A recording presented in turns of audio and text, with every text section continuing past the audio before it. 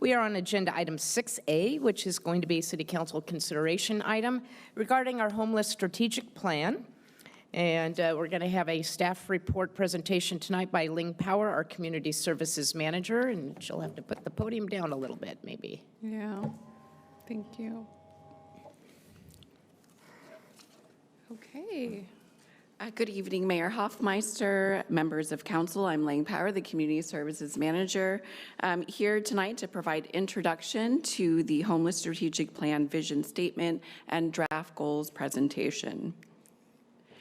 In February of this year, Council authorized a scope of work for development of a homeless strategic plan involving 3 major phases. Council requested an opportunity to receive updates on plan development and a chance to provide feedback at key milestones. At the conclusion of activities in Phase 1, community engagement and data collection and analysis, Council received a draft background report on June 27th for consideration and provided valuable feedback, which was shared with the 11-member Homeless Strategic Plan Working Group. The feedback has served to guide project activities and will be incorporated into the final strategic plan. The planning process is now in Phase 2, formulating the draft plan, which involves development of a vision statement and a set of plan goals to inform and guide strategy development. Tonight, Council will receive a presentation from Thurman Consulting on the vision statement proposed by the Homeless Strategic Plan Working Group and preliminary plan goals where we are seeking Council input. The working group's final goals will be presented to Council for endorsement in September, which is when staff anticipates to present the working group's draft strategies for Council input and feedback. A complete draft of the Homeless Strategic Plan incorporating all elements, including background, data, goals, strategies, funding analysis, and implementation plan will come back to Council for review and feedback later in the fall. I now invite Scott Thurman and Isaiah Rich-Wimmer of Thurman Consulting to present on this item.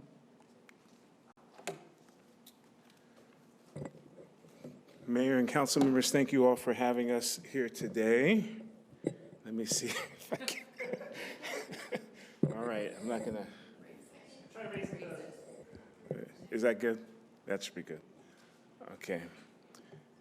Again, thank you all for having us here today. And as Ling shared, we are here to share an update on where we are in the overall process with the strategic plan, as well as our activities with the working group. And before we dive into the details of the goals and everything related to that, I just wanted to share where we are at this point in time in the process. As consultants, our goal overall is to, of course, work with the working group. And what's involved in that is making sure that process-wise that we don't get ahead of the working group. So what you have here today is representative of their progress as an overall group and a reflection of where they are at this point in time. And of course, from this point, as we receive input on the gaps, we will be working with the working group to finalize the goals and also look at strategies related to those particular goals. So that's where we are at this juncture. As you can see there from our slide, we are at the point of developing vision, goals, and strategies. And our staff person, Isaiah, he's going to come forward and share with you about the vision that the working group came up with. But before we get to that point, again, what we're asking the working group, or excuse me, what we're asking the council to do this evening is to endorse the vision statement from the working group, number 1, and then also give us feedback on the goals, and if there's additional focus areas related to those goals, we want to hear that feedback. And then within this, just note that for the goals that you have before you, we wanted to include some strategies to give you an idea of what's related to those particular goals. So the information you have on the strategies is really just a filler for the sake of the goals, so you have an idea. Those goals have not been fully vetted by the working group, but really are just designed to give you context and help you understand what would be involved in that particular goal. And so the document that you have before you also, you'll want to note, is really a framework designed to receive your input. We just want to note that it is not in any way, shape, or form a final draft of any type of document. It really is framed and designed to receive your input. And once we receive your input, we will take that information back to the working group and begin to finalize the goals. And just note within that, once those goals are finalized, the goals and related strategies will again be presented back to council, the city council, for input and finalization. So we are going to dive into the vision statement, and I'll ask Isaiah to come forward and share about that. Thank you, Scott. Good evening, Mayor and council members.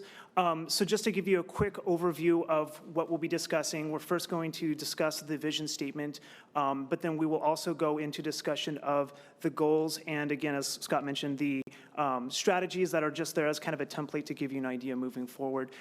So at this juncture, I will read the vision statement. This is the vision statement that was constructed and approved by the working group, so this is directly from the working group. So I'll read the vision statement in its entirety. The City of Concord envisions a community where every person has a safe, affirming, and stable place to live. This vision endeavors to reduce homelessness through community involvement, collaboration with partner agencies, and enhanced services that are carried out in a dignified, compassionate, and equitable manner. So we'll transition to discussion of the draft goals. There are a couple of notes that I do want to make before we get to the goals themselves. Number one, the goals are numbered for reference only, so they're not categorized by importance. They're just so that we can refer to them in this presentation. Two, the working group believes that a narrow focus on unhoused and unsheltered population will be the best use of the limited funding that is available. Three, the working group understands that the city has initiatives focused on affordable housing through the housing element, and so our efforts will be to align with the housing element moving forward. And finally, all potential goals and strategies must include a robust level of supportive services and staffing support to be successful. And we really wanted to highlight that because that was something that was stressed by the working group for any proposed goals, that they really need to have the robust services as a component. So we're going to go through all the goals. There are 6 draft goals that we are presenting tonight. And so as you can see, based on this format, we have the draft goal at the top and then the strategies that are being explored. I did want to note, as Scott mentioned again, that these strategies are topics that we have discussed with the working group. So these are things that we have explored, but they aren't at all finalized. We're still working with the working group to explore other avenues. And of course, we really, really would love your input this evening on the direction for these strategies. So, but with that said, I will go through each of the 6 strategies. So number 1 is increase homeless prevention services. So this was something that we heard universally from the community members, from the surveys that we conducted, service providers, persons of lived experience. Generally, what we were hearing is actually very favorable approach to, or favorable reception to prevention services that are available to the city, in the city. And really what we were encountering, what we received feedback on was just to continue to increase or expand those services, to bolster them.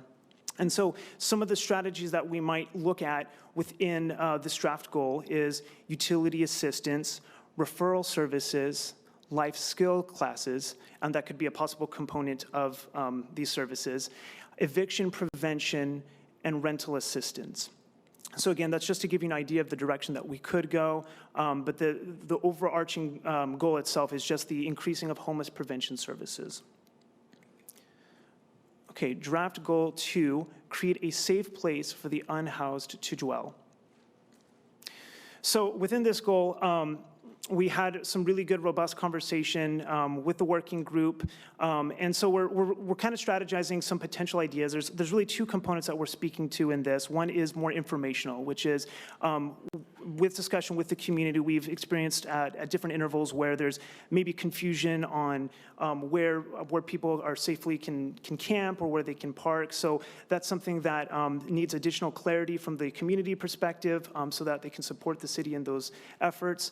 But then also there is the additional strategy that could be approached of looking at a centralized service site or addition of other programs like tiny homes or tiny houses. So again, there is the informational component related to safe places for people to dwell, but then there could be programmatic or development related to this goal as well. Okay, draft goal 3, increase coordination of emergency response efforts. So this is something that was specifically called out by the working group. This is something that we've had in dialogue, I think the last 2 meetings that we've had. And really, to just frame what this is about is, this isn't looking to supersede or to counteract what the Community Office of Emergency Services has done, but really is just to inform and to continue to bolster the coordination of these services. And essentially what, from the dialogue that we had, there was just concern about, with the shifting of the weather patterns and, the extreme weather conditions that arise, how does that correlate and work with unhoused individuals? So while that is already a component, what we're looking to explore is how that can be best utilized when it comes to unhoused persons. Okay, draft goal 4, create immediately accessible temporary housing. So within this, there's a couple of things that I do want to note. We put in a phrase, semi-congregate shelter, and I kind of want to define what that is, because that's not actually a technical term, that's an in-house term. So within congregate shelter, you might have a location where everyone will be in the same facility or campus, but it might be in an open setting. There's not a lot of individual space or some sort of divider. So with a semi-congregate shelter format, that's really discussing some sort of cubicle design where even in a congregate shelter, there's just a little bit more privacy for individuals. And again, this is something that we heard pretty universally. I did also want to emphasize that the working group is stressing the importance of immediately accessible housing. So as we know, it's a critical issue right now. And so whatever solutions that we're putting forward, they need to be immediate. They need to be something that day one we can start implementing and then we can expand upon. So it's a part of that longer term where we're looking at short-term goals and long-term goals. This is something that's a little bit more short-term, immediate action taken once the plan is approved. And so actually, let me read these as well. So the strategies that have been explored are congregate shelter, non-congregate shelter, semi-congregate, and scattered site housing. So again, these are things we have been discussing at different intervals, but we will continue to expand upon them and work with the working group. All right, number 5, explore avenues of equitable support for target populations. So I do want to make a point here that a lot of the goals that we have been showing so far have some sort of financial contribution linked to them. This goal is more exploring for information or aligning kind of more like a vision with the goals. So this really came about based on conversation with service providers that work with target populations such as veterans or LGBTQIA plus community. And really what they wanted to emphasize is that with target populations, sometimes, with trying to respond to a broader population, some things can get missed or things are not positioned in an equitable manner. So one component of that is incorporating an analysis component to all the goals to ensure that the services are being provided in an equitable manner. But then also related to that, one of the things that we as consultants were finding is that there's just not enough data available to really make informed decisions that the city can feel confident related to these populations, these target populations. And so one thing that we're considering is some sort of system of collecting target population data, so it increase to the data that we have. And so, again, this isn't a goal that has much financial contribution, but is something that will inform the strategies and goals moving forward. Oh my goodness, we're at 6, nice. Strengthen system support. So this is something that we as consultants brought forward to the working group, but I did want to emphasize the working group did endorse this as one of the goals. But specifically what we have encountered, again, from the surveys that we have conducted, from the interaction we've had with the community, there is general favorability towards the systems that are in place, but there's just always a need for more. Isn't that always the case? So within this, what we're exploring as potential strategies have to do with continuing staff support, regional coordination, and that could mean coordination with cities that are close to us. It could be county coordination, but really just ensuring that there's more of that regional approach because it is a regional problem and solution that we need to find. And then lastly is ongoing communication. And so this is partly related to the broader community, but also maybe some of the smaller service providers, faith-based service providers as well. Just in continuing to expand to provide opportunities of funding that is available, enhanced communication with the public in general. So if there's any initiatives that are happening, like the strategic plan, it's been well documented, it's well dispersed. So that's just speaking to that as a goal moving forward in a strategy that we continue to have that robust conversation with the community, with service providers, so that we're all informed at every juncture. Okay, so this is just a quick overview, and we can come back to this, but this is just to show you all of the draft goals that we just discussed.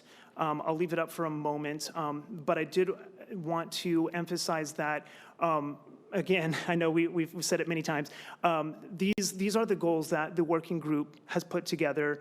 This is entirely informed by them with the caveat of number 6. That is something that we presented, but this is really, I really do want to commend the working group for the work that they have done. They've put in a lot of work, a lot of sweat and tears, mostly sweat, into creating these draft goals. And so I did want to mention that they've put in a lot of hard work, and it's been a wonderful collaborative experience, and we're excited moving forward to continue that process.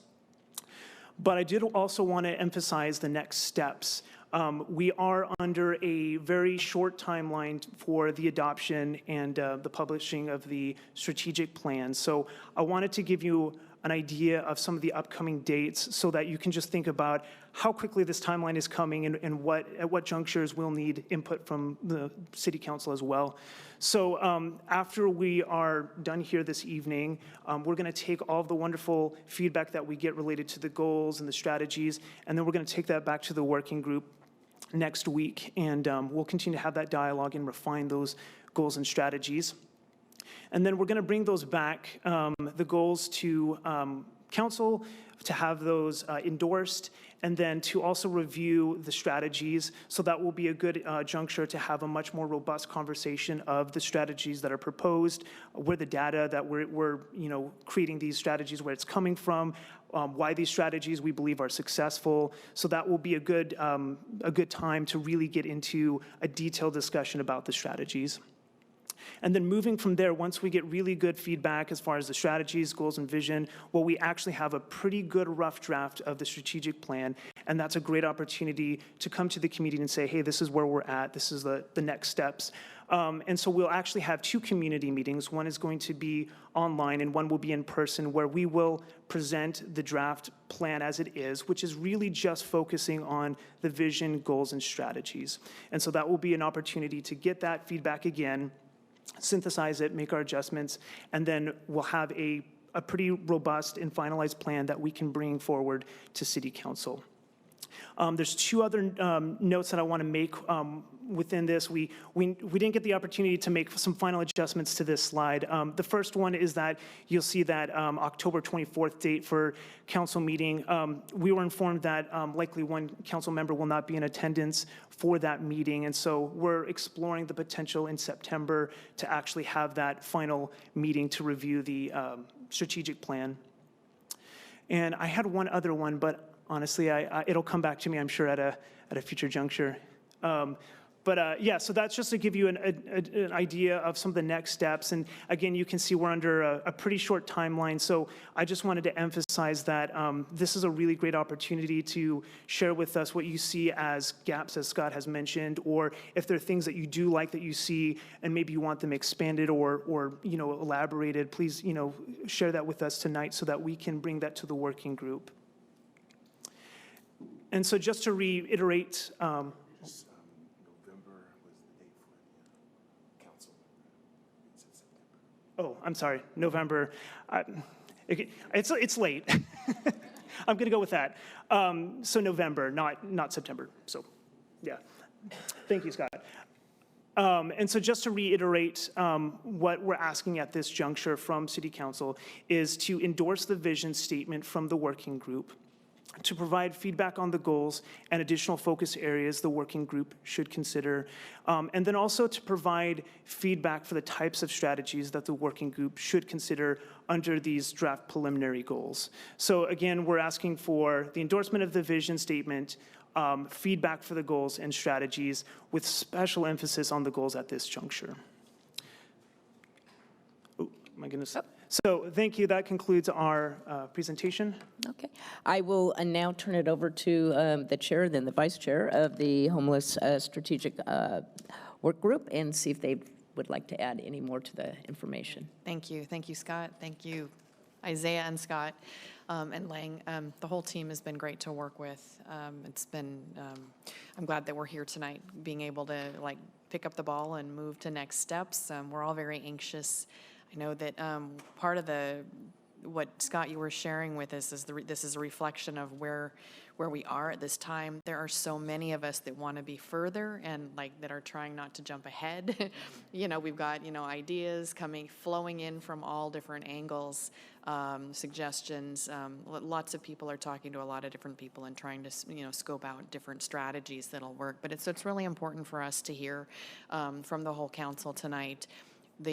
To give us direction, it's important for us to hear what's resonating, what's not when we talk about this, and I'm really looking forward to the discussion tonight. I do have one. I'm going to kick off one clarifying question here. That let's see, it's on slide 7. You talked about the working group believes that a narrower focus on the unhoused, unsheltered population will be the best use of the limited funding available. And what I wanted to share, it's more of a statement, that this statement kind of speaks to, and correct me if I'm wrong, speaks to whether we're focusing on people who are at risk or whether it's people who are already unhoused. But that also, then we speak about, and we go into some of the draft goals, and we do talk about rental assistance and eviction protection. So that's something that I kind of want to get a little bit, I do want to hear from the council to see what their thoughts are on that. And that was that one question. And then I do want to speak to the vision statement. This is something, as the chair of the working group, I do endorse this. It did come from the entire group. There was a lot of thought went into it. We were very careful to make sure that it was inclusive and equitable, and that it was very community involved. Having that community involvement and collaboration with partners was all very important to the people in the room with the vision statement. So as the chair of the group, I do endorse this statement. Thank you. Okay, Vice Mayor? Yeah. One of the other issues, or one of the other opportunities here is, this is our best shot under the Brown Act of having a discussion about the strategies and some of the potential areas that we can go down, because we have to create details on each of these. So part of my concern is I don't want us to go down an obvious black hole that you guys just won't support no matter what. So there are certain aspects of certain strategies we talk about, trying to do things like providing a campus training hire, structure, I assume that the structure, the overall structure, organization should be be that there should be a service provider corporation between us and whatever the hell we're going to be doing. And so I assume that I would like to confirm that that's the basic structure of what we want. And I would like to know, like we mentioned safe parking, we mentioned tiny homes, we mentioned centralized service sites. For example, on tiny homes, there's various ways of doing it. We could say, we're going to provide 50 tiny homes and present them to the providers out there, saying, okay, if this church wants 5, here you go. If this one wants 8, there you go. Do we provide it to the shelter in North Concord? Will they take it? Or then there's also the issue of safe camping. Rather than camping, do we provide tiny homes there, or are we doing,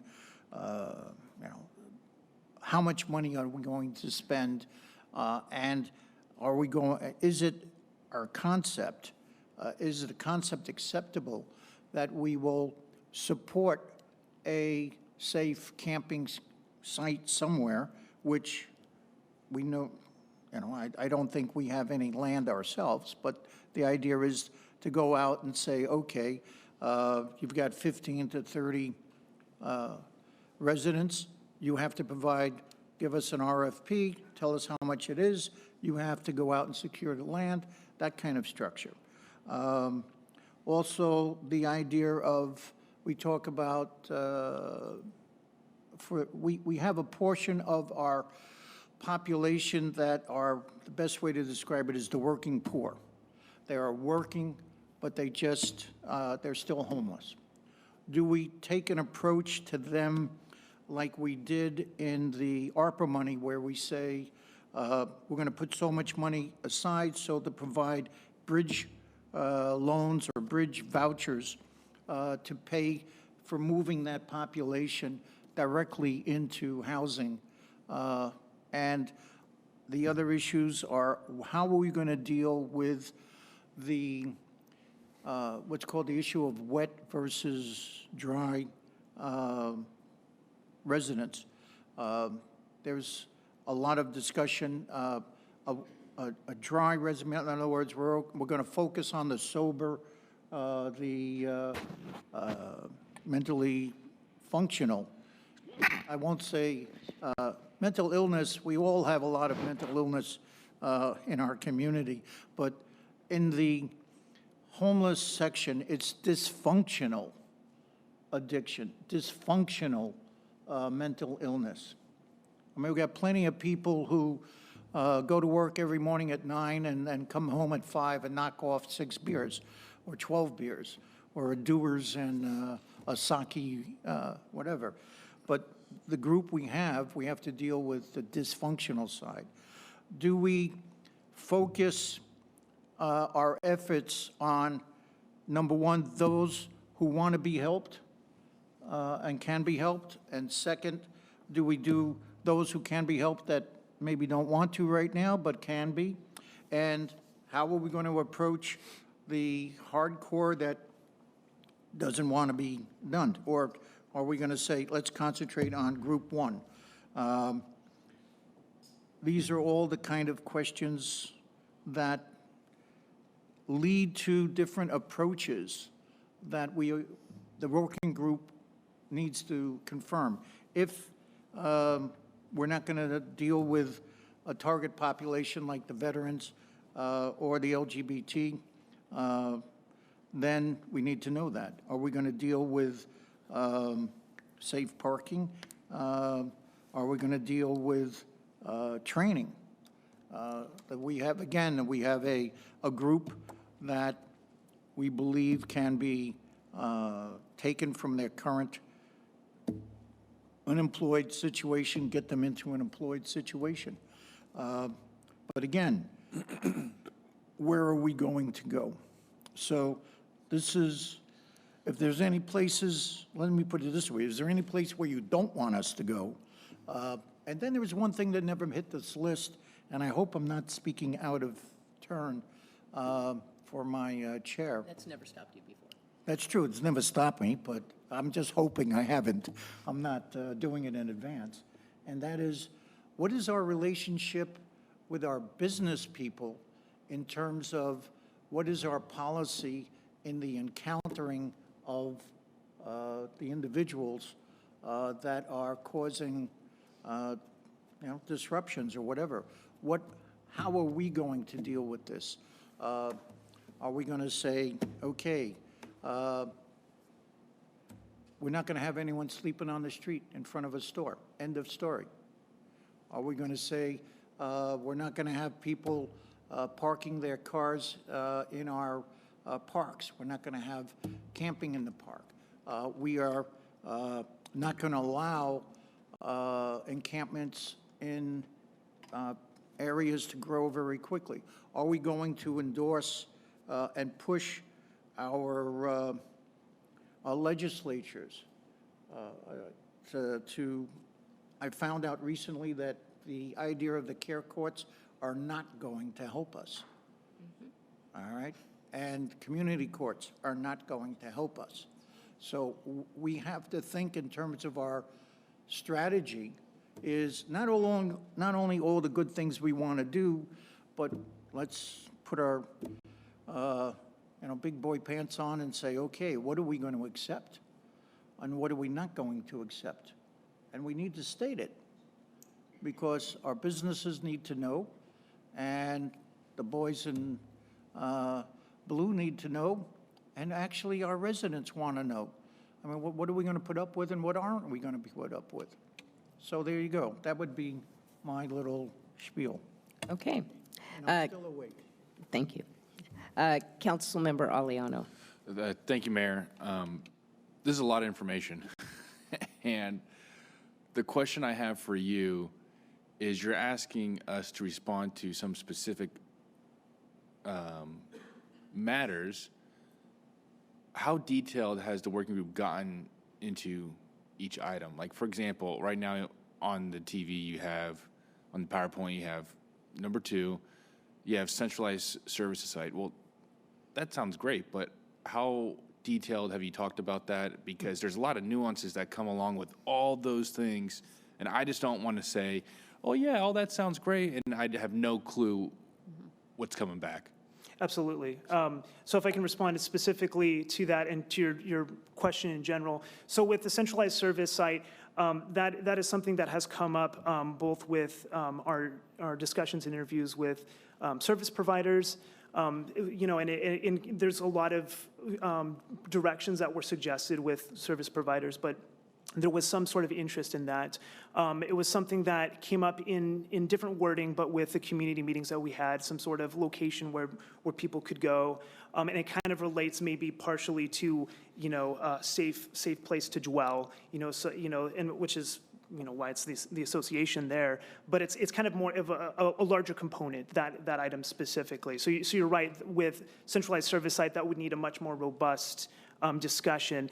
To your question about, in general, though, these strategies, how deeply have they been discussed? It really depends on the topic. I do want to say that there's been a lot more discussion and strategies proposed in the meetings, but we really wanted to, produce the items that we had general consensus around and/or would really fit in with, the goals that we're producing here from the working group. So I'm making a very long answer, but it really just depends on the specific strategy.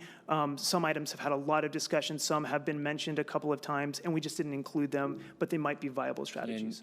Can you give us a brief overview? What specific items have had the most discussion, and what does that look like? That's a good question, and I might ask Scott to also contribute. Let me just jump in here, and I know I can get the city manager maybe to confirm.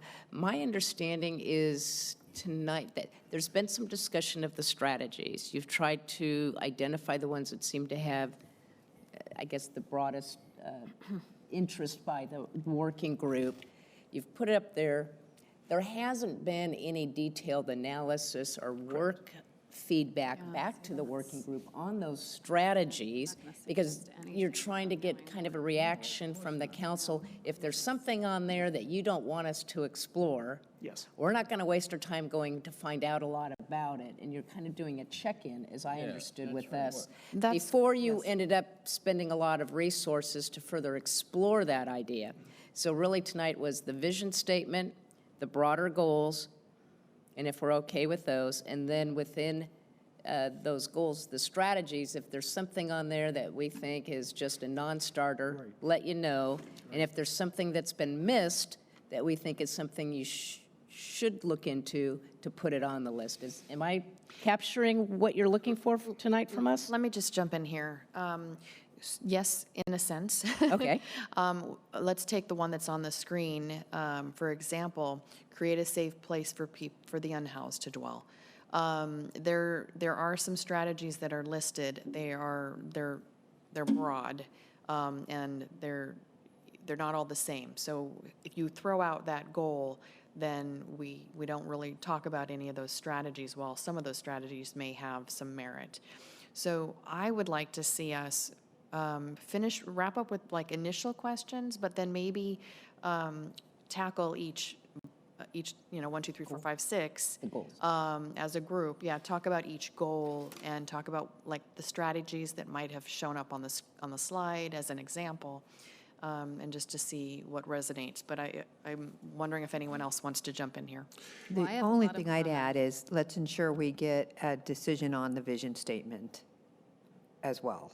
Yeah, I had that as the forefront. And so I'm just trying to understand the framework, because I know, to some extent, I agree with Councilmember. Well, I would need more information about the strategy, and I get it that you're not getting a lot, because you're like, hey, if this topic, if this concept is even a red flag that you don't want to do the research on it, let us know now. If it's something that, hey, maybe, but I need more information, I may still throw it out at the end, but it's worth exploring, you want to know that.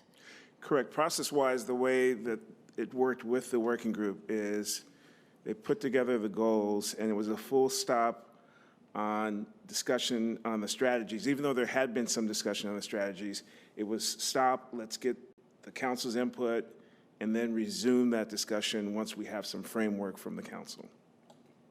And Councilmember Leona, you had the floor. Did you have anything else? Okay. Did you have anything more to add? I do have another, I will add, because I think this will help the conversation. I want to bring us back to the draft plan. There are 3 areas, I mean, not that we're looking at it right now, but reminding people that in the draft plan, there's 3 areas. There's crisis response, prevention and diversion, and permanent supportive housing. 76% of people in Contra Costa County reach for crisis response, but it is the 3rd most successful of the 3. Prevention and diversion, 11% of people who reach out for help are looking for prevention or diversion, and that is the 2nd most successful for preventing homelessness. And then the permanent supportive housing, 13% of people either reach for it or attain it, but it's also the most successful. So just to keep that context here with us, I think that does help us to focus on our goals when we're looking at this. So my question, it's not really a question, it's like, does the goal help with crisis response, prevention and diversion, or permanent supportive housing? That's how I look at these. So that's. And I just want to back up those 3 components. Did that information get previously shared with the council? I'm trying to get a context. That's in the draft plan. But we haven't seen We haven't seen that. Yeah, we have. The background report. The background report. Oh, the background Sorry, report. June. Okay. Background report. Okay. Okay. All of a sudden I was I like, called it the wrong thing. no, that's fine. apologies. Now I'm getting where you're coming from. Okay. Okay. Got it. So, yeah, I'll go ahead and.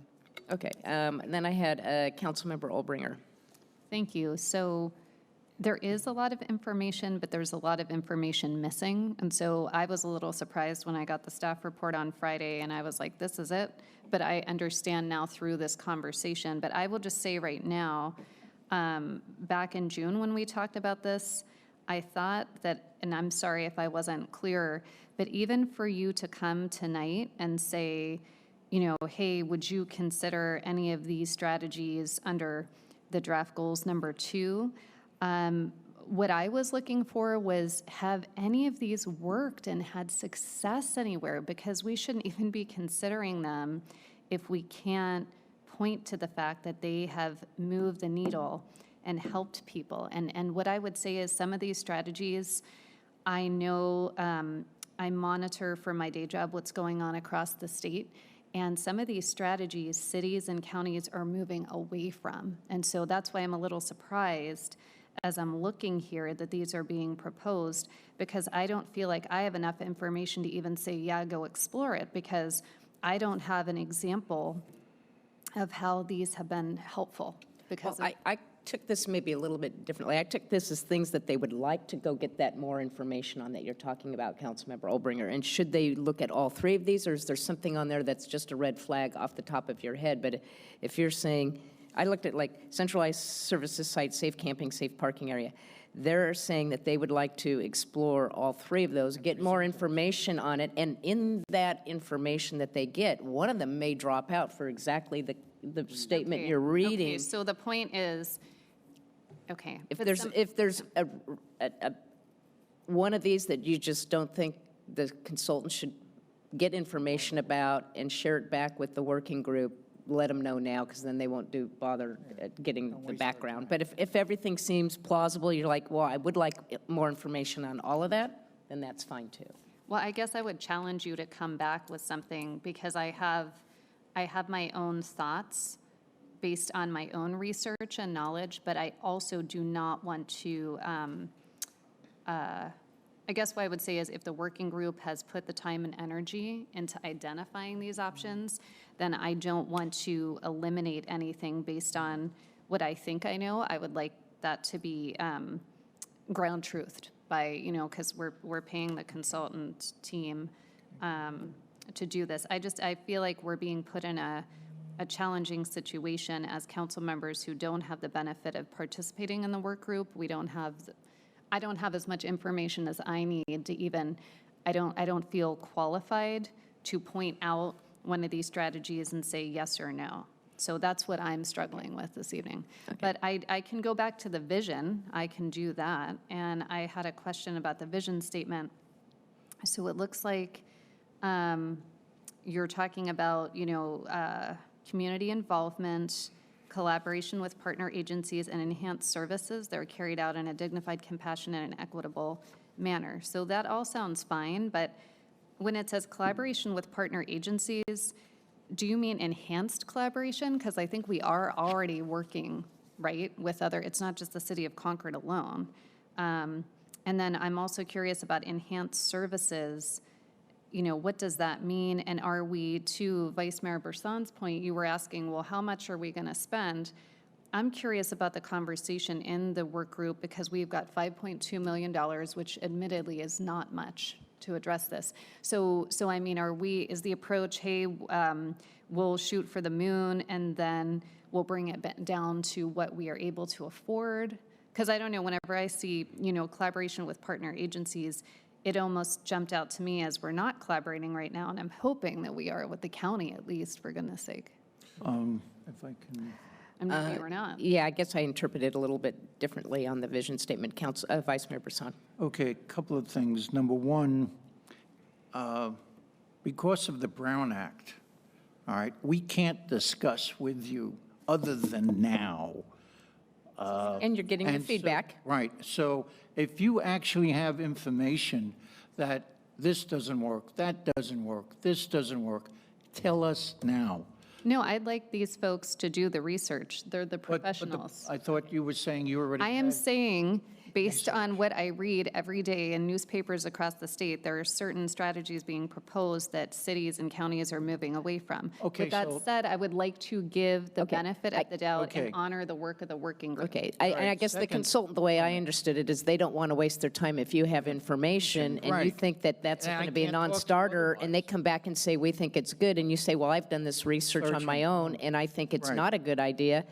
we've wasted our time. Fine. So if there's anything that All can right. be narrowed down at this time, I think the working group is saying, we'd like to hear from you. If all of this is still worthy of exploring, fine, Right. that's the feedback we'll give The, them. the concept of collaborative partner agencies is not just, in my brain and in the discussion, if we turn around and decide, okay, we're going to have the Navajo Nation work with us to help, then they become a partner agency. All right, it's not that the agencies are those of the county. It's not that side. The other question, the other thing I took for granted, and again, I want to confirm, I assume that we are going to present, let's do this and put this much money to it. Let's do this, put this much money to it. But what is the total, like, what are we looking at? 5.2 million. So we're dividing that? Yeah. Because it's nothing. I mean, I'm just saying. I understand it. I And- understand. And let me But- just be clear, toward addressing this very big challenge, Right. $5.2 million is a large amount of money, but in the grand scheme of things, when it costs Through $1 the million mayor. a door. The I other would issue- also like to point out, yes, the council has set aside one-time funds that total up to $5.3 or $4 million that has been set aside to address homeless issues and the impacts caused by the homeless population in the community.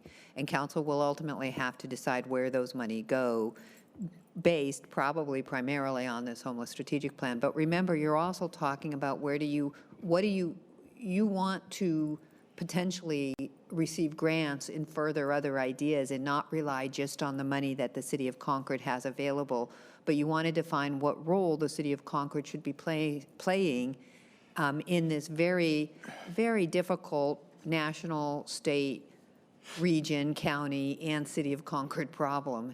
And so it isn't just where does this $5.4 million go? It's 5.2. what are our priorities?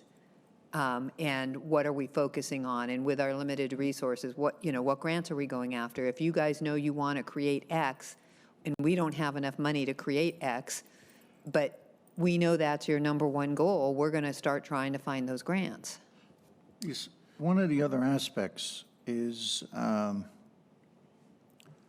put it bluntly, homelessness has been around for thousands of years. Thousands. Nobody has solved it. It's not a problem for some societies to even consider that it's a problem. All right? We have a finite number of individuals. We have an expectation of so many new entries into this category. We know that we're not going to be able to solve or fix, as the word goes, a group of them. I've just been reminded, don't forget, this is more for questions for the consultants, so that I can open So- up public comment, and then we can Okay. bring it back for discussion. So again, part of our strategy, a fundamental strategy, is who do we go after? Who do we do? Where do we put our emphasis? How much money are we going to spend on category 1, 2, 3, 4? All right, this is part of our strategy. And, We're not there yet, though. yeah, but we need, from, We can't even get to the goals yet, so I know where you're going, Vice Mayor, and it's Okay. fine. That's There where you the go. path does travel to, but we're not there tonight. Right, through the mayor, You're anxious to get there, I understand. one of the reasons we encourage the working group to emphasize collaboration with partner agencies is that there's two components you're definitely going to need for any type of long-term approach. That is collaboration, and you're going to need to leverage for additional funding. So those two components are just going to be a basic component. So you can look at what you have available currently funding-wise, but at least a portion of that is going to need to be leveraged for additional funding through grants and what have you. And you're certainly, infrastructure-wise, for example, you have a partner, potential partner, or a partner in the county that has the infrastructure available that you may want to partner with them because they have that set up already. So that's why collaboration is important within this vision statement. Got it. So I do have some other just basic questions. Sure. If I could just ask them. Councilmember, go ahead. Okay, so I just wanted to understand, I see that one of the slides, it talks about potentially requiring life skills. And I was just, so it says a possibly required component. This is under draft goals, increase homeless prevention services. So is that something, so would we be partnering in the spirit of collaboration? There's an organization I know of in Concord called Balance, and they do a lot of the life skills, the financial skills, budgeting, et cetera. Is that what's being proposed here, is partnering with someone who already does this kind of thing? So it's not the city of Concord doing life skills. And how could we require anybody to do this? As a requirement to then, what do they get, shelter if they do the life skills? So the idea behind that particular component specifically, and this is a good question, is that you have family A or individual A that you provide utility assistance to. And they're about to, their utilities are about to be shut off, or rental assistance, they're about to be evicted. And you provide them that assistance. You're likely going to be able to provide that assistance for maybe a month, maybe two, but likely a month. And so the whole idea was to have a life skills component that would help them manage their resources for the future, because you're not going to be able to support that individual ongoing. And so it could be a partner agency within that, but that's the spirit of that particular component. Okay, and I'm just going to ask the city manager, don't we have a program right now that we're doing that, where we're helping to provide some funding for families who are about to fall into homelessness, and we're also doing some wraparound support? So we support Shelter Inc., which does a support for emergency rental assistance and utility assistance. We have a rapid rehousing program. I'm sure Len could remember more than that, but at this hour, those are the kinds of programs the city does have support for that we have shared previously. I'm thinking of the rapid rehousing. Yeah, so the rapid Allocated rehousing funds is for folks that have become unhoused and rapidly, getting them back into permanent housing. So those tend not to be people who have been chronically homeless. But is there not, and Lang, if you don't mind introducing yourself, my question is just, I thought there was also, we don't just, put them back into housing, but there's also some support, because sometimes there's job loss or something that has led to the housing insecurity. Correct. So rapid rehousing is the program that has the wraparound services that could include, it's really customized to the needs of the family and the individual. So if it's employment training, or if it's like daycare or job skills, that's the services that are offered to the family. And no services are, can be required as participation in the program. However, it is offered and it's encouraged, especially for sustainability. If a family transitions out of homelessness into permanent housing, oftentimes they will rely on continued case management for that sustainability of permanency. And let me just jump in here while we're on the slide, because it says here possibly required component for life skills classes. I know you just spoke about the program that currently exists, that there's no requirement that they do that. But in this particular strategy, is the idea that there might be something like, if we were to provide utility assistance or some sort of financial rental assistance, that there might be a requirement that we could legally do to say, well, if you're going to get this, we need you to sign up for XYZ class to make sure that, whatever it would be. Yeah, Is that the idea here, is that they want to look at that and see if there's an ability to tie those two together? My recollection of the conversation with the working group is there is an acknowledgement that housing cannot be separate from services. So in order for a participant to be successful, whether it's short-term shelter or permanent, services need to come with that. And so possibly required component really should be offered. So it's always going to be offered, and now it couldn't be required. Why couldn't it be required if it's the public's money? And in exchange for the public's money, you need to do X, Y, Z, because I thought that's been done in other arenas. But I know it says possibly required, so I assume it was still going to be explored. But I thought, like Carl and some of my research, that I have seen that done The in other spirit, entities. yeah. So it would probably be based on the funding source. Right. Yeah. So the rapid rehousing does not allow for requirements. Any housing first model does not, it's individual choice. And so they can waive services. Okay, so that's something that there is interest in looking at, but the question is, should you spend some time exploring that, seeing if that is something that could be required? And if so, how? If I can add. Okay, yes, Vice Mayor. Carlin, I can add on that. Yeah, go ahead. One of the issues we have run into is that under the state law, the concept is of housing first, is that you allow your addicted, your dysfunctional individuals to be housed. Whereas there's a significant group in the working group saying we need to move aside from that. That's why I asked the question about dry versus wet. One of the possible required components of life skill is, for instance, there's a veterans program, but you have to be sober and functional. There's a working program where we want to support people for getting housing, but they have to be working, and we're not inclined. There's a large group that are not inclined to provide the bridge housing for people who are dysfunctionally addicted and dysfunctionally mentally ill. And this is why we asked some of the earlier questions about what our targets are, and the whole question of help those who want to be helped versus everybody else. And, this is an important thing. We know we have limited funds, and how do we plan to get, our strategy is how much success do we want? And do we concentrate first with our limited resources on those that can have the highest success? Or what? The other thing is homeless prevention. Hold on, Carlin had the floor. Wait a She had minute, some I just more- wanted to bring this up again. Homeless prevention.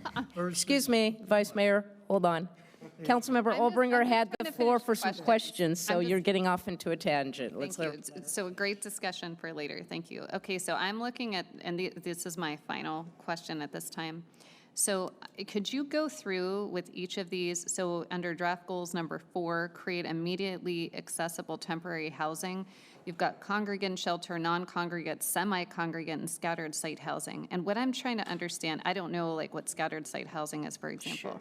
And I don't know what the difference, I heard you talk about semi-congregate and having cubicles. And, I'm just wondering, has everybody been up to the homeless shelter? Because that's what it is. Exactly. And so are we talking about creating another one? I mean, when we already have one, this is why I'm confused as to why, are we building a second homeless shelter or what? Yeah, if you could go through each of these. Right. Please. So the idea on that, just speaking specifically, is that there would be some increase in the number of available shelter beds. Okay. So a potential model is that semi-congregate that you see at the county shelter. So that's one particular model. It could be a congregate dorm setting where you have bunk beds. Non-congregate, it really speaks to what you hear from the home key or room key program, where folks have individual So that's housing units. non-congregate. That is That's non-congregate. non-congregate, okay, that's And the then key, okay. Scattered site, I always say whenever you hear about a government phrase or government program, the name actually describes the program. So this is a HUD term, scattered site, where you have homes throughout the city that you rent, and you maybe have 4 to 6 individuals in there at any one time, and that can be considered a shelter Oh, like our component. sober living places? Kind of that like we a already sober have? living. Okay. Yeah, and they're okay, scattered throughout the city. Okay, thank you. So those are all my questions at this time. I just wanted to kind of understand. Okay. I have a question. Okay, going on to questions, Councilmember Nakamura. Yeah, one more question on the scattered site housing. This is something that we've heard a little bit about in the working group because it was presented as a kind of a proposal by one of the members, whether the city should, go forward with purchasing homes to be turned over to organizations so that they can do this scattered site housing. And so it would be really interesting to hear tonight from the rest of the council, and this is my question, if that is something that they would want to see pursued or explored. Great. All right. We have no more questions at this time, so I'm going to go ahead and have you sit down. I'm going to open it up to the public comment period for the public to address the council on the items here before us tonight, the vision, the goals, and any of the preliminary strategies by the homeless working group. And I see nobody in the audience here that wants to move forward to the podium. So, City Clerk, is there anybody out in Zoom land? Yes, Mayor, I have Addie. Addie, great, okay.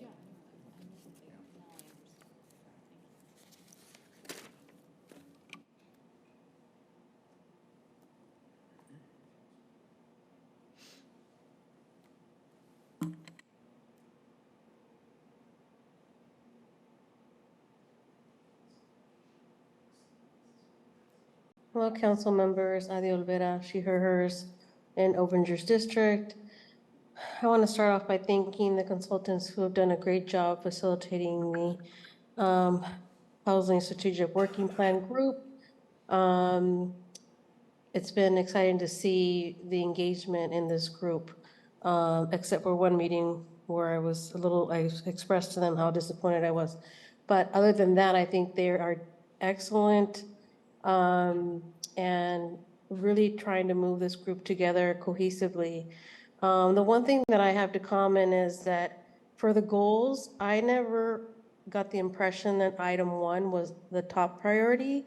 These are all just a priority together, but not one being the priority in any order. In fact, I heard a member in the last meeting suggest that there were other programs like Obinger alluded to, the rapid rehousing, Shelter Inc., where those issues were being funded already. And with the 5 million not being so much money, it didn't make sense to allocate money towards item 1. But there also has been a lot of stress in the group about if, once they have these goals set, there will be opportunities to look for more funding because now the city has goals. And so I would like to see all of these goals get approved tonight, move forward, let the group go and explore it more, because the last meeting they had was the first time they did something like this. They didn't have 2 or 3 meetings to discuss each one of these little blocks goals that you see. That was the first meeting where they put that together. They still need to discuss this more. So I'm recommending that you approve all of them and the vision statement and let them move forward and bring it back to you with more detail. The other comments I have, if I have more time, is to say that I'd like to see stronger language in this vision about harm reduction. There's already some, but some more intense one around a moratorium to stop sweeps, because sweeps put our Concord Police Department in a place where they're violating Martin Boise, the 8th Circuit Court ruling, and causing more harm to unhoused, when here we are trying to get their life back together for the whole community so that they could have shelter. So that's something that I would like to see, and I would also like to see a log or incident log request to the Todos Santos Plaza Business Association for their private security and their engagement with unhoused neighbors. How is that a good program still? Are they creating a safer and cleaner environment for the business and the in-house? Okay, Addie, we got to wrap. The in-house, so Got please it. just follow that, thank you. Okay, thank you. Hope Johnson.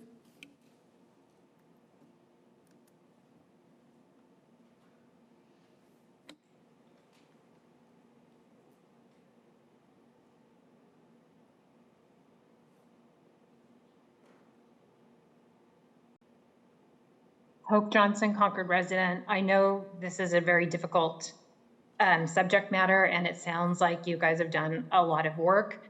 I have to agree with Councilmember Obringer that it was a little disappointing when I read this because it does involve a lot of goals that other cities have tried and they're not finding it successful. And along those same lines, as Vice Mayor Burson was saying, these are the real problems that you have. And if you have goals that haven't been working, it doesn't matter how much money you have or whether you can get grants. If you focus on goals that you know other places haven't had opportunity to make them work, you know, San Francisco has a whole homeless department. It has a $672 million budget. And yet now they're about to go tomorrow, if any of you are interested, the Coalition on Homelessness and the city of San Francisco are fighting it out in the Ninth Circuit Court of Appeals over the Boise issue. And there's a lot of really interesting things in there. So it would be really great if you could focus on things that are known to have work, as Councilmember Obringer talked about. Beyond that, I think that you're missing a good opportunity to not only do what Addie said with the private security to find out some statistics, but for a long time I've been saying that we need to get statistics from the police department on the types of calls they get, on the information that they have. And I know you don't want to focus on police resources, but if you select strategies that don't work, you will. San Diego County is doing it. Tomorrow, San Francisco and the Coalition on Homeless are battling it out, because when these strategies don't work, the population turns to the police. And so you could have a chance here to get data that you need. And if you read the briefs in the Ninth Circuit Court tomorrow, you will see that the city is saying, you don't have statistics to prove you need these resources. But if you guys had those hard statistics, that would help you get the resources that you need. Otherwise, as Councilmember Obringer pointed out, you're going down a path that's already been trodden. And you're lucky because we are at an early stage here.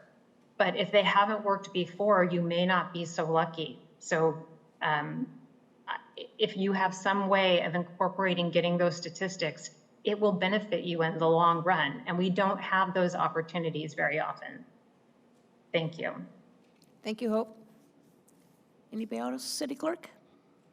No, Mayor. Okay, seeing no one else, I'll go ahead and close public comment and bring it back to the council. I did have a question for the consultant going back to the vision statement. As I reread through it for about the 20th time, every time you read it, you sometimes get a different take on it. On the vision statement, it talks about to reduce homelessness through community involvement, and then you also have the collaboration with partner agencies. And I'm just wanting to make sure, and I don't want to undo the work of the committee, but when I look at what I don't see in here, and I'm not sure if it's embedded in one of those two phrases, is our nonprofit community entities that are out there. Is that considered community involvement, or is community involvement more of individuals versus NGOs? And is the NGO then a partner agency, or is the partner agency both government as well as NGOs? So the nonprofits in this circle, and with the vision statement, would be considered the collaborative partners. And so, and within that, the community would be the other component, which is, I'm sorry, I'm getting a little. I'm sorry, you don't have your cheat notes in front of you. There we go. So community involvement would involve individuals, and I'll speak to that just very briefly on why I believe that that's an important component, is as you have a homeless strategy on an ongoing basis and you're developing that strategy over time, to have the community involved in that, first of all, the community feels like they are empowered if they're involved in the actual services component. And then when you are presenting a project like, for example, an affordable housing project, you already have that, or a base of community support because they have been involved in the So solution. that first one, of community involvement, you're talking more of an individual, not organized NGOs. Not exactly. And then the NGOs, you're putting into the category of partner agencies? Correct. And does that partner agency also include government agencies? Correct. And that would be the county as well. And Well, NGOs are churches, non-government organizations. There's also profit organizations. Well, I just said NGOs is non-government, so it would be either for-profit, not-for-profit, nonprofit, whatever it would be. So I just didn't understand that meant both government as well as NGOs is what you mean by the partner agency. So it's the whole universe, basically, is what you're taking it at. Okay, I just didn't know. Some people say partner agencies, and they're thinking you're only talking nonprofits. What about the county? Or other people would interpret it and say, well, you're talking about the county agency. What about, the food bank? What about this group? What about that group? So I just wanted to make sure, since you were all at the discussion, what the discussion kind of came about and what it boiled down to was that. So that clarifies for me what you were coming from on that information. And let me just ask a question on the next steps. I'm kind of jumping ahead, but I want to know, when you're kind of moving forward to look at some of the, whatever the strategies are that kind of get identified, what's the time frame that you had in there to be able to get information? You've heard from Councilwoman Bringer. I share some of her same things. So I'm looking for some real depth of data that the committee would vet to say, oh, gee, this didn't work in all of these 3 areas. They've tried. This group did it for a year. It was successful, but on year 2, it fell apart. We don't want to go down that rabbit hole. Because that's a lot of collection of information and then presenting it to the committee and kind of going through all of that. And then, that gets synthesized down, and then there'll be, I guess, another check-in, or they'll come back to us. But is there really enough time in this schedule that we have to be able to accomplish all of that? I'll have Isaiah speak to that, but if I can just briefly share, just a point of clarification. When it comes to the various strategies that are being utilized throughout the country, you have a scenario where it's not necessarily a circumstance where everything is a plug and play. Right. And you really you can take a strategy that perhaps didn't work in one jurisdiction, and you can refine it to make it work for your jurisdiction and operate in a manner, there are plenty of jurisdictions that operate legalized camping areas that, you would not want to do that style or that approach in the city of Concord. But it doesn't mean that legalized camping couldn't work. It just doesn't work in how LA does it, or, some other city does it. And so you have to take that and refine it. So there's not necessarily that plug and play component. It really is taking the component, looking at examples that have worked, and refining it to utilize it locally. But I'm just going to push back on that, because I have looked, whether it's San Francisco, it's Richmond, I can give other examples.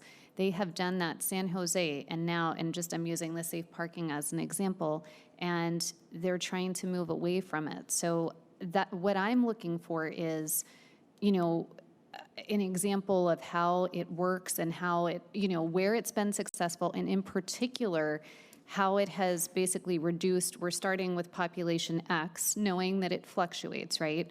And then at the end of, a certain period, they ended up with Y, and there was a reduction. And I have not seen that with some of these strategies. And I read and I research this every day because it's part of what I have to do with my day job.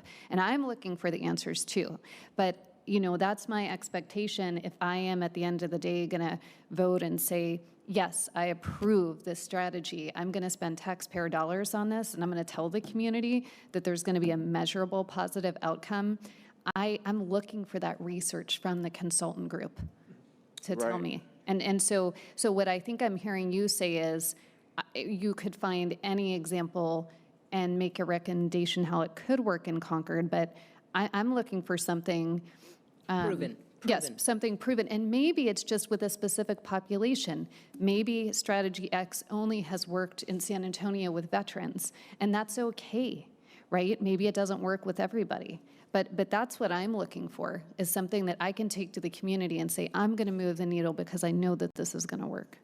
The challenge within that is that you mentioned San Antonio and veterans. The dynamics within the city of San Antonio might be entirely different than what's taking place in the city of Concord. And so it's hard to say, okay, we're going to take that program and it's going to work in Concord because it's worked in San Antonio. And so that's the challenge within this. But I get your point. I think, within our process, we're going to be able to present the case for certain components and how they have worked. But you're not going to find any component that has worked across the board in every jurisdiction, in every circumstance. Well, could I also ask, I mean, I think there's another component of research that needs to be done with anything that comes to this body asking our approval, and so I'll just put this out there to the work group.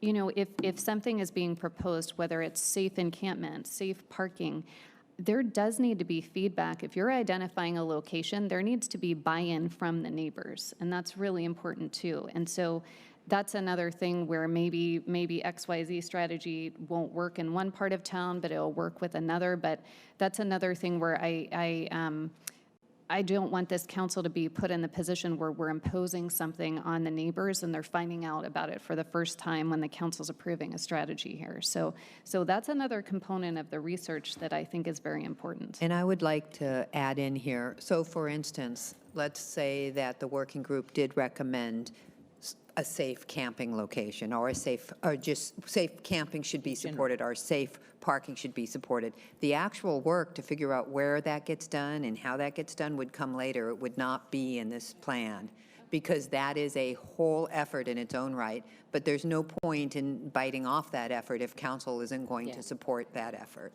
Yeah, no. You really have an Yeah. implementation stage that is after the actual plan. Yeah.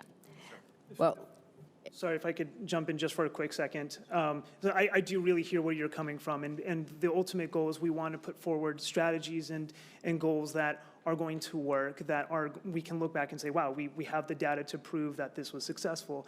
And so I think if I'm hearing you, that's something that needs to be identified and promoted before we're making recommendations. So I hear that perspective. And so I think maybe one thing that we can do moving forward is, and I'm sorry, I'm tangenting a little bit. I finally remembered what I forgot to mention with next steps. We are exploring the potential of having another meeting to review the draft strategies in between, I think, in mid-September, somewhere about there. So I did want to mention that as well, because there does need to be more discussion about strategies. But I did want to affirm that I hear your perspective, and it is a valid one, that we need to be putting forward strategies that we do have something that we can say, hey, this is how it's worked, this is why it works. And so I think maybe part of that is when we come back with the strategies and the data, we can highlight ways that we see that data being interpreted locally. So if we're talking about a large community, we say, hey, it works for this large community of 20 million people. Maybe that might not work in the same way here. So that's something we can emphasize, and then that empowers you to make decisions that on a local basis, they might work, they might not work, but you have that information to make informed decisions. Is that? Okay. Absolutely. Can I speak? oh, go ahead. I'm sorry. I was. One of the things that we have heard that does work is when relationships and rapport has been built with people who are struggling, who are on the streets. And if they've been on the streets for a long time, that rapport takes longer to build up. But there are success stories that come out of that with building those, creating opportunities to connect with residents who are on the street. And one of the reflections from a lived experience documents that I read was that people with a lived experience, there were three things that kind of bubbled up, was to be treated with dignity and respect, to be safe and healthy, to have a means and opportunities towards stability and security. I think that may have come from Richmond's work that they did. And those three things, when I read those, I think about creating those opportunities for like the shower trailers, like what they do in, I think it's Martinez in Pittsburgh, where it's not just a shower trailer, it's more. It's services, it's core, it's medical. They create a space once a week in a community to do outreach and meet people where they're at, to offer services. And that's something that I would like to see us be able to do at the very least, because I think it offers that dignity and respect. The operation, or GROW, I think a lot of us know about GROW. That's what they do when they're providing meals and serving. They're sitting in solidarity and providing those opportunities to have those conversations, to offer people services and get them to, transition them off the streets. All right, well, I'm going to take a stab on this, and my only thought is on the vision statement. I like it. I know it's had a lot of work, but I think just in collaboration with partner agencies, maybe, I don't know if it's in parentheses, both government and non-government, something like that, because I think it makes it clear that, we're looking at all the range, and people can interpret that to mean, a partner agency, well, you're the city, so your partner's going to be the county. So I just want to make sure that it's clear, and I don't care if it's a footnote or what, but I think it just helps provide clarity that we're talking about all opportunities of partnerships out there. I mean, we're not saying no to necessarily anybody. We want to be able to collaborate whenever there are opportunities that make the sense for our community to move forward. Well, to the mayor, that collaboration with partner agencies, could include the Rotary, for example. And they're a they're a non-government agency. They're a not-for-profit, if I remember correctly. So Yeah. if So I just there ends think up being even- council. I don't care if it's a footnote, but I think it just helps. I don't think it's a footnote. I think if there's support from a majority of council, it ends up being after you say collaboration with partner agencies, and then it's a parentheses, government and non-government. Yeah. And then the closing parentheses. Yes. And then it's comma and enhanced services. I'd be fine with that. Okay. Well, your chair's over there, and she's asking us to provide input, so three of us just said yes to that, so. I endorse that. Okay, there we go. As far as the goals, I appreciate all the goals that the committee's worked on. I've been delving through a lot of documents and communities that have done, they're on their second 5-year document, and it was nice because they had an outcome of what happened the first 5 years, and I looked at some of their goals, and even within their goals, they had to prioritize because they couldn't do all 7 of the goals that they had maybe in that community, and they had to pick the top 3 to focus on for that 5-year effort. And then they did a reflect back and say, how did we do? We worked on these 3 things. What was our success rate? What was not working? Are our goals still the right goals to have? Do we need to change them? Do we need to refocus? So it's that continuous feedback loop that they've gotten. In my mind, when I look at the goals, there are 2 that jump out that I think would be, given the minimal amount of resources we have to do any of this with, including putting together this very document that is only going to get us as far as strategies and not implementation. And we're spending some money to get a document to get us to that point. Then we'll be able to go through the information, look at the details, and determine if there's anything we want to implement. And that may be 1 or more different items in terms of those specifics. And again, finding money to be able to be sustainable in some of those is going to be a challenge as well. So we're not going to be able to do everything that everybody wants.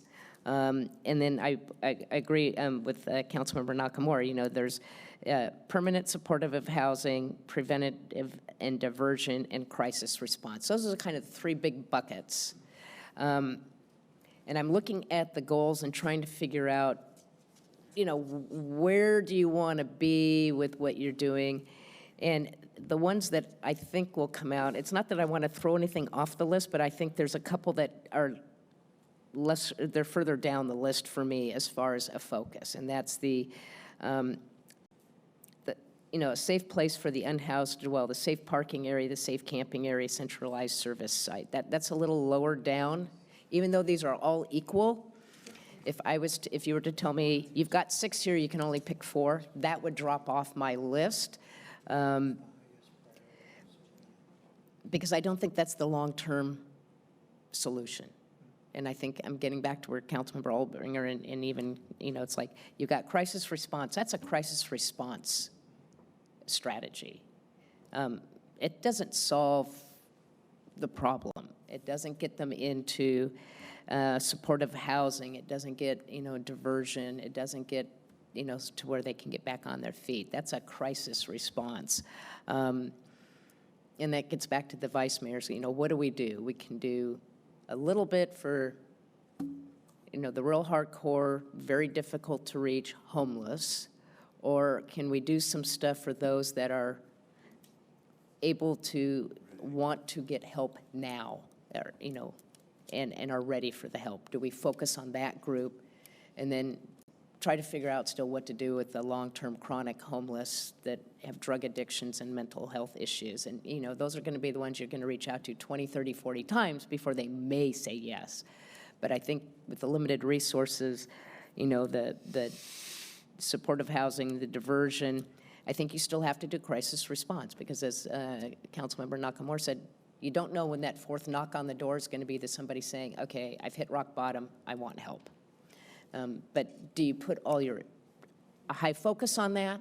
No. And I think that's, so to me, number 2 that you had, create a safe place for the unhoused to dwell, and, the accessible temporary housing immediately, because you're really talking more shelter space, and that's years in the making. So to me, that's nothing that we're going to be able to accomplish and to put out on the streets in a very small period of time. So the other ones resonate with me more, because you're talking about increasing homeless prevention services. That's getting to those that, prevent and divert right at the beginning. Coordination of emergency response efforts, continue to work on that. That's getting to those that are chronic homeless or those that have just fallen out of that safety net and are new on the streets, or new RV camping in front of Lowe's. To me, that's something that I think is worth keeping on the list. And equitable support for all targeted populations, I'm fine with that, because I think that's just data collection, is making sure that we're getting information that we can see if there's any population segment that is a majority that we need to maybe spend more resources on, or that we're trying to provide equity to all, regardless of where you come from being homeless or unsheltered. I don't care what color you are, what sex you are. You could be purple from Mars, and you landed on Earth and you're homeless, and we're going to try to find resources and help you. So to me, that's it. And to strengthen the system support, I think the title needs a little bit more work, because I get what you put down there is continuing to work on those regional collaborations, working in staff, and whatever we can do to get additional staff support resources, and ongoing funding. And I think funding is, and Councilmember Aliano alluded to, feds and state. There's not a lot out there, but other sources of funding too comes into that strengthened system support. I think I didn't see it on here. Is opportunities for funding sources from regional, state, federal. Isn't like an actual bullet, and that's at the end of the day what we're going to have to be doing. And I didn't see that captured anywhere. We talk about all this other stuff, but it's like, well, we have to go after money. That's not even a goal. It's not even a strategy, and it better be, because that's going to be what we're needed to accomplish anything. So I think the obvious kind of got overlooked because it kind of went into the weeds without kind of stepping back. So I'd like to see that somehow morphed into one of these, and I think one of them is that strengthened system support. I think you're also in there could be the enhanced funding from other sources, and collaborate, counties, state, that type of stuff. I think was kind of where you were going on there, but you probably just didn't have enough time to get it all there. We did have discussion about that, but we'll have that discussion an additional discussion on allocating funding for grant writing. That does make sense. Yeah. And just to the mayor, just one clarification point here on number 3. Number 3 really refers to emergency response in weather situations where, and so it really doesn't refer necessarily to chronic homelessness. It will serve the chronic homeless, but it really is referring to those times where the Office of Emergency Services would respond and enhancing that response to make sure people experiencing homelessness are.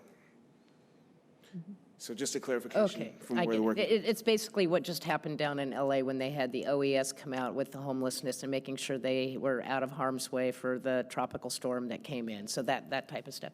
Then what's missing, or unless I'm missing it somewhere on here, is where's the part about, kind of what we're doing with CORE now and the outreach strategies that were currently underway, and I don't see it exactly captured in one of these boxes, or was it intended to be?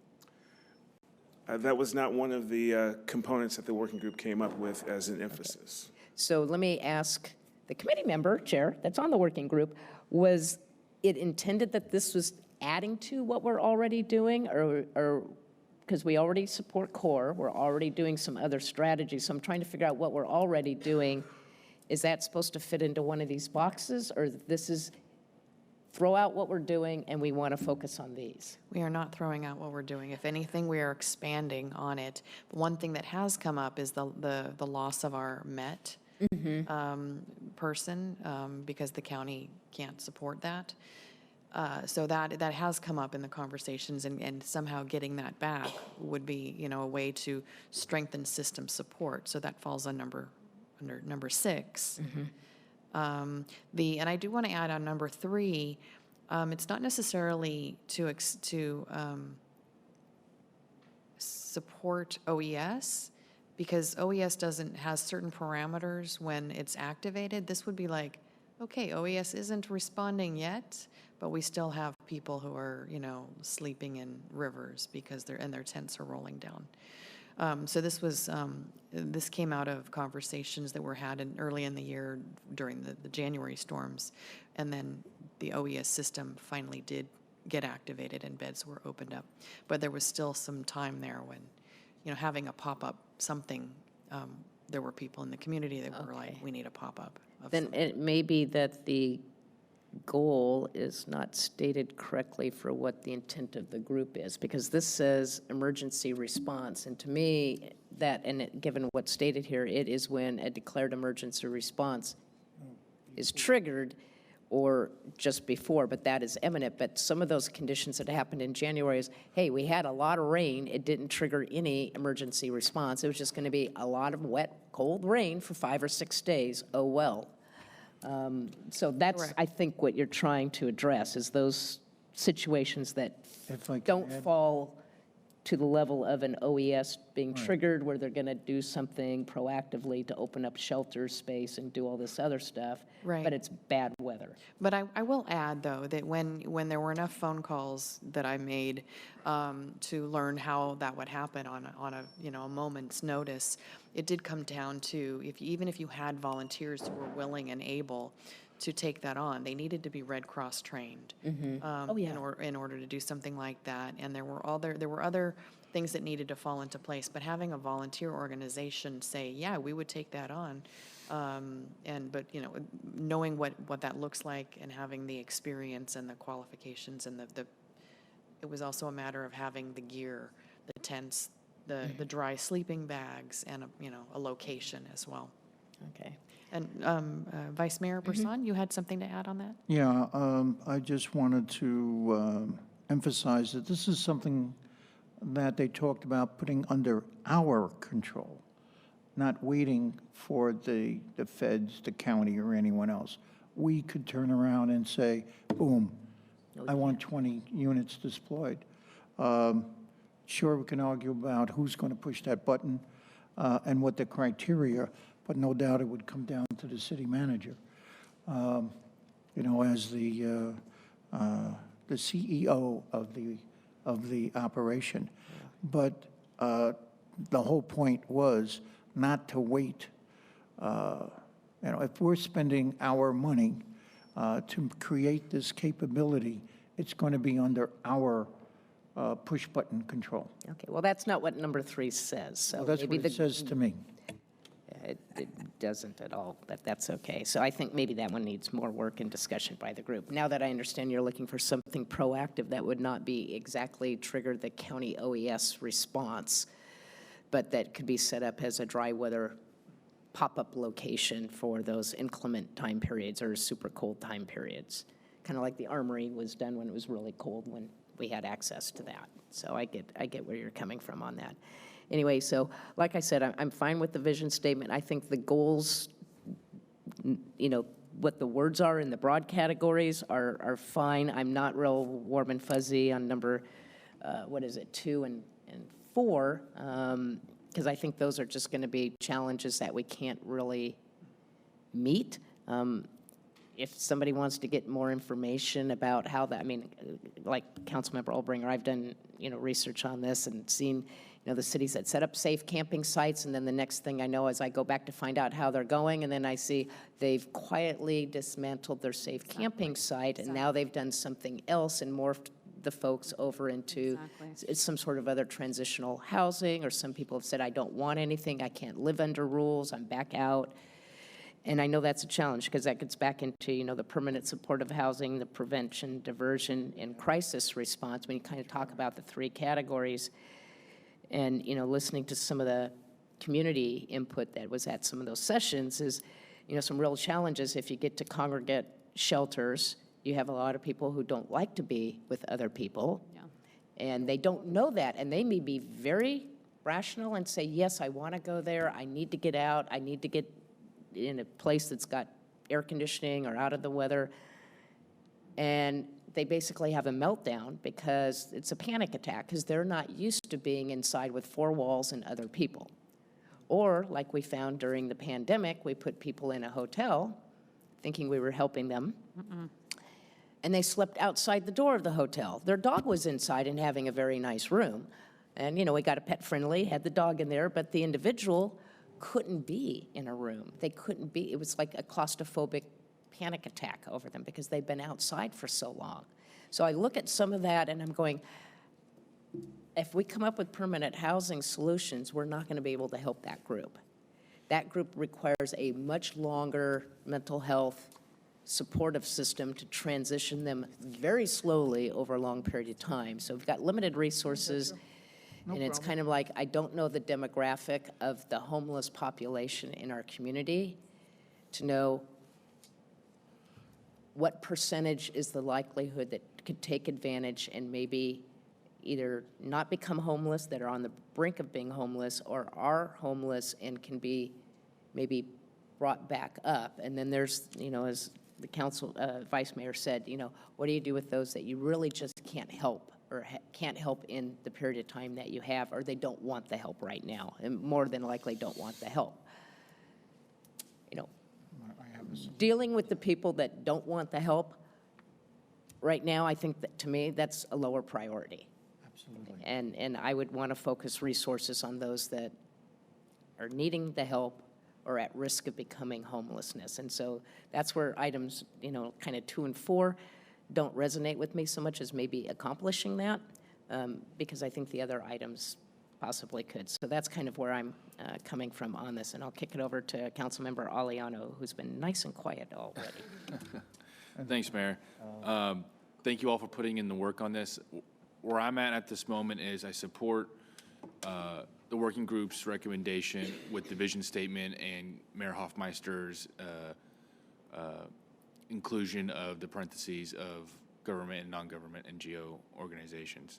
As for the topics, the goal topics, I'm fine with letting the working group move forward and getting the information, working out the details, fine-tuning some of these issues to say, if we were to move forward with this matter, this is what it would look like, and this is what we would need to do.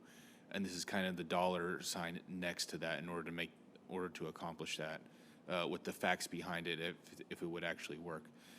But if I had to make a decision today, my opinion is I would the primary focus would be on prevention services. Based on the resources we do have, the little resources we do have, I feel like we can make a bigger impact on making sure we're putting money into prevention services so people aren't getting on the street. I like that. I like to focus more on that. I think prevention services, with the inclusion of us leveraging the dollars we do have to go after more funding to potentially do other things, is a possibility. And also collaboration with the county and other organizations, because there's a lot of things on here that we as a city have no experience doing. We need to collaborate with the county. We're not going to solve a lot of the mental health issues. We're not going to solve a lot of the addiction issues. We're not going to solve the chronic issues. A lot of that stuff needs to be worked out with the county, and a lot of that stuff's going to be fixed at the state level. So another thing to be included, I believe, is what's our advocacy look like at the state level to get some of these things accomplished. But prevention services, collaboration and coordination with the emergency services in the county, and leveraging the current dollars we do have to get more funding. And lastly, I do like the idea, though, of scattered site housing. I think, even though I said with the money that we do have would be better served at prevention services to prevent people from getting on the street, I do think a scattered site housing could be potentially beneficial within our community, because we could then have direct relationships with those nonprofit organizations to actually get people some housing. But that's where I'm at right now with this. And I'll just add, the scattered site housing, if I recall correctly, I think Livermore moved forward with something because they got some money from the state along with the whatever they were working on. It was with 2 other jurisdictions or maybe 1 other, and they ended up looking for a house in Livermore. And then they thought they had one, but the price went up like another $300,000 on them. And I think they were going to house 4 or 5 individuals. And I think the house price was getting up to $1 million. But I know they got state money. That was part of their plan. But I'd be interested. I mean, there's something close by that you can maybe check in and see where that's at, because it was like, for $1 million, you can buy a house, and then you can house 4 to 5 people there, or a family plus a couple others. And it's like, whoa, that's a lot of money, and that means we get to help 30 people with $5 million because we'd buy 5 homes. Not exactly. Well, I would say I don't think we can go to Livermore and find out what happened, but there's things closer to home. We can look in our own community. I mean, we can look next door to Pittsburgh. We can look within Concord. We have them already. We have That's them what I said. already. I mean, I just looked at it. I mean, the bottom line, I mean, that's one strategy. And, you're talking $800,000 to $1 million to buy a home to house X amount of people. And then there's the other strategy that's out there that you can do, the turnkey, room key, the one that they've done over the hill. And we've got data on that as to how many people they're serving, what it's costing them, the O&M. And then there's still the part about, I think it's Santa Clara, San Mateo, somebody down there, and I read the article. I want to say it was the programs that they put into place, and they focused on 3, I think, key strategies. It ended up being like $35,000 in an individual per year, and it took about 3 years for somebody to become out of homelessness. So it's a 3-year commitment at $35,000 a year per person. They were hoping to help 400 people. They were like able to help 110. And they got a wait list that's growing faster than they're able to help. So that's kind of the challenge that I look at when I look at this and trying to figure out,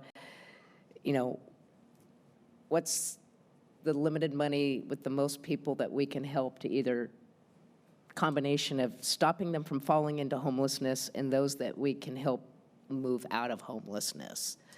But that's where I get back to, Councilmember Olbringer. There's some strategies out there that we've seen dollars and cents for.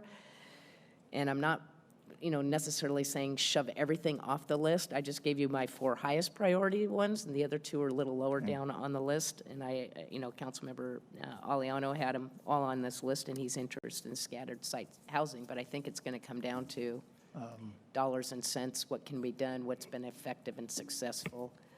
Carlin. Well, my response to that, I know a lot more needs to be figured out, so I'm not going to sit here all night and debate this, but when it comes to scattered site housing, that bullet point, I'm not talking about Operation Room Key or whatever the state did, whatever that's called. There's other nonprofit organizations that have actually done this and have had great success and have actually served a lot of people. So because some people just buy. I'm just going to say, like, I think it's worth looking into. I'm saying right now, don't take anything off the table. I'm just letting you know, prevention services and scattered site housing is kind of where my priority is with, anyway. And through the No, and I do know, and, you know, there have been some great success stories with various veterans groups, and you even mentioned in Texas, but even here in California and in the Bay Area and in the Valley with veterans organizations that have done a lot of work in rehousing of veterans, either that have fallen into homelessness or about to fall into homelessness and been able to be successful in that arena. But that's with a nonprofit that's been able to leverage a lot of money with, you know, the local jurisdiction's support. Councilmember Olbringer? Thank you. So in looking again here at draft goal number 1, I think the really good news is we're doing some of this already, and we're going to be doing more. We talked about this earlier with the housing element earlier tonight, and we have a meeting on September 5th that is going to move forward some of these additional items, right? Rent stabilization, just cause eviction, et cetera. So I think that's the positive news, and if that is the low-hanging fruit, which is what I'm hearing from everybody, we are actively taking steps in that direction. And so I do agree that whatever we can do to help keep people housed so that we are not trying to find housing for them later and mental health support and so forth is extremely important. I did want to just add a little side note to number 6. Again, you've heard me talk about this before. I'm going to add this in again. I keep hearing people talk about county and state funding. Let's not forget our friends in the private sector. Health plans are spending money, and I know I sent an article to the city manager, and I thought I sent it to everybody else. They are actually helping to pay for housing. They're helping to pay for rent.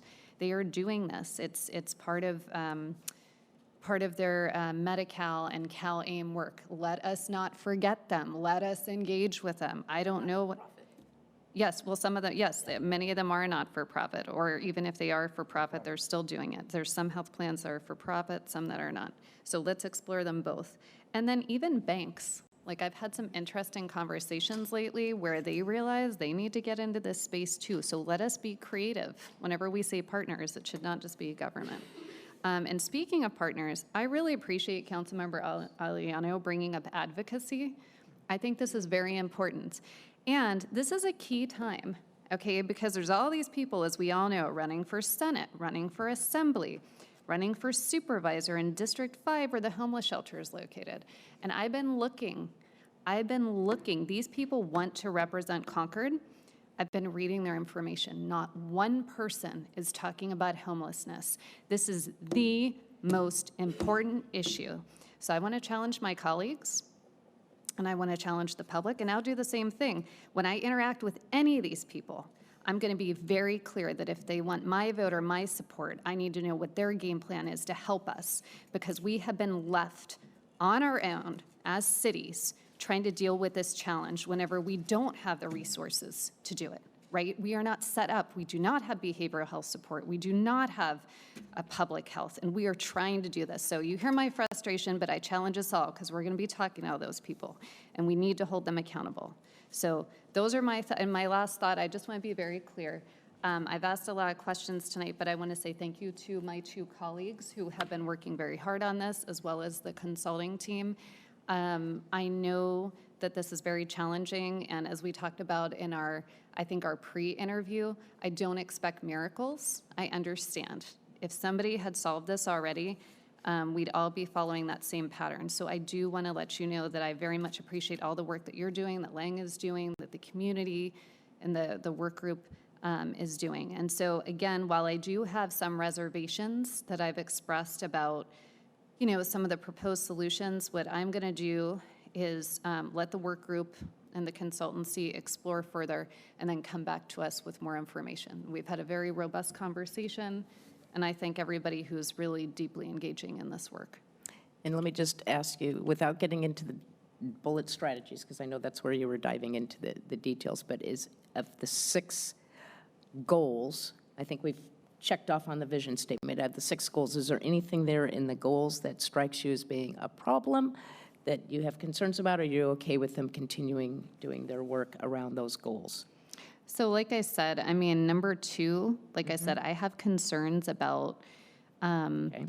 about that. But I'm going to, let them explore and bring back some more research. And I would just say with the tiny homes, when a variety of reasons, I'm sure they're busy, but I don't want us to give up on that because I know that there's like the Multi-Faith Coalition and other groups that engage with these partners, and they are very concerned about. Already endorsed that or put support towards that. I would like to see if there's support from the council to do that. Well, we can do that do we have council comments at the end of tonight's agenda? That she could bring that up, whether there's support, yeah. But I think this is also something that. I know it's tied to this, but Yeah, we can- could probably incorporate, working legislatively with other electeds and state, federals, because, cities alone cannot do this. What's the bill number again on that? It's SB 43. Okay. Susan Eggman. And I know we supported the previous iteration of it Yeah, last year. that's what I Yeah, wanted to I don't look know that up. we've supported this sounded somewhat version, familiar, but but she's we'll been a look into champion it. of this. Yeah, thank you. And, I'll add to it because for those who don't know much about SB 43, it allows for the mental health aspect of reaching people and getting people help. It kind of expands the way that we can get people help by being able, it talks about giving them gravely disabled Conservatorship. for conservatorship, thank Yeah. you. But it's, right now, the way it is, it's not doing what it's intended to do. So, so that's a bill that I would like to see us support. but Yeah, I think we we can talk about did that later. support that before, so we'll take a look. And then back to Carlin Obringer's comment about the tiny villages, the tiny homes and villages, and having support from an organization. I can imagine us doing an RFP, putting it out there saying we have X amount of dollars to support. If there's a community out there that really wants to do this but just can't figure out how to do the funding, if there are communities out there that, this is something that we should, this might be a way to explore it, what would it cost, what would it look like if the city partnered with an organization? I guess for me, I'm not interested in, I would need more information because so far I haven't seen anything where these have been able to be, successful for more than a year. And that's a lot of money and a lot of resources to put out there to find something that kind of flops at the end of the day. And that's the challenge. Yeah, and I'd like to invite you to see the Livermore Hope Village. Yeah, but Goodness Village. It hasn't been there very long. Yeah, the Goodness Village, I think, has been there for a lot longer than a year, and it is a success story. Okay. Anyway, Yeah, so I support us doing anything that strengthens the safety net and that getting that low-hanging fruit to make sure that services are there for people when they need them. okay, I think we've communicated some feedback. And the poor staff's going, no more, please. No. Do you have what you need from the council? I do have what I need. If I could, I would like a motion, a second, to endorse I'm sorry, thank you. to endorse the vision statement as modified. So if we can get that, I'll move to approve the vision statement as modified. I'll And second that motion. we have a motion by the vice mayor and a second by Councilmember Albringer. City Clerk, will you please call the roll vote? Councilmember Aliano. Yes. Councilmember Nakamura. Yes? Councilmember Obringer. Yes. Vice Mayor Burson. Yes. Mayor Hoffmeister. Yes. Okay, that was the action item. I think the rest, we were just providing feedback and direction, and I believe staff has gotten quite a bit of that here for that agenda item.